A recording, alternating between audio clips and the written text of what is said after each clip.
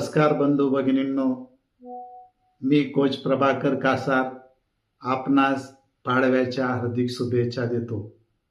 आज चैत्र शुद्ध प्रतिपदा गुढीपाडवा.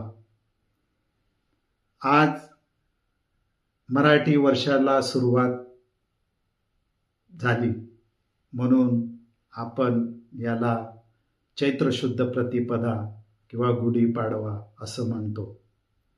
याला ऐतिहासिक,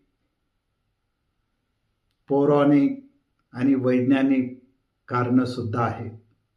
आणि पाडवा हा आपल्या 3.5 मुहूर्तापैकी एक पूर्ण मुहूर्त आहे. त्या 3.5 मुहूर्तापैकी राहिलेले 2.5 मुहूर्त असे की यानंतर येणारी अक्षय तृतीया हा एक मुहूर्त धरला जातो आणि त्यानंतर विजयादशमी हा एक मुहूर्त असतो आणि बलिप्रतिपदा हा अर्धा मुहूर्त असतो.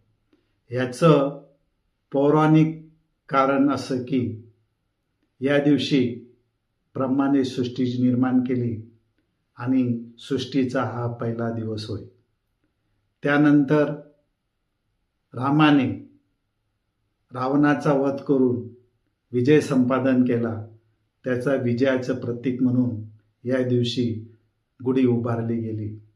आणि ऐतिहासिक कारण असं की शिवाजी महाराजांनी याच दिवशी स्वराज्य स्थापनेची सुरुवात करून त्यांना विजय संपादन झाला आणि त्यांचं स्वराज्य स्थापनेचं स्वप्न पूर्ण झालं. आणि याला वैज्ञानिक कारण असं की या दिवशी आपली पृथ्वी सूर्याभोवती फिरताना वसंत संपात बिंदू पार करून उत्तरायणामध्ये वसंत ऋतूला सुरुवात होते आणि ही एका अशा स्थितीमध्ये येते की रात्र आणि दिवस समान होतात. त्यामुळे एक नवचैतन्य निर्माण होतं.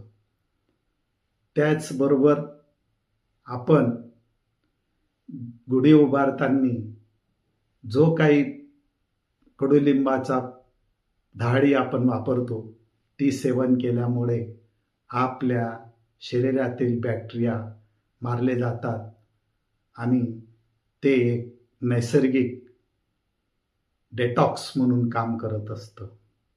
अशा पद्धतीने याला वैज्ञानिक कारण सुद्धा आहे. आणि आपण गुढी कशी उभारतो त्यामध्ये सुद्धा काही वैज्ञानिक कारणं आहेत. ती म्हणजे अशी की आपण एक लांब बांबू घेतो. लांब बांबू घेतल्यानंतर त्यावरती एक केसरी वस्त्र, नंतर कडुलिंबाची पत्त्यांची डहाळी आणि नंतर आहार, साखरेची गाठी असं घेऊन त्यावरती आपण तांबाच्या धातूचा तांब्या हा उलटा टाकत असतो. यापासनं ती उभारल्याने आपल्याला पॉझिटिव्ह एनर्जी मिळत असते. अशा पद्धतीने आपण पाडवा हा दिवस साजरा करत असतो. आणि गुढी ही एक विजयाची आणि समृद्धीचे प्रतीक मानली जाते. म्हणून या दिवशी गुढी उभारण्याला पौराणिक, ऐतिहासिक, वैज्ञानिक कारणं आहेत. या गुढीपाडव्याच्या आपल्या सर्वांना माझ्यातर्फे हार्दिक शुभेच्छा. आणि याच वर्षी पुढील जे मराठी वर्ष आपलं सुरुवात होतं हे वर्ष आपणा सुख, समृद्धी, भरभराटीचं, निरोगी जावो ही शुभेच्छा मी देतो. धन्यवाद.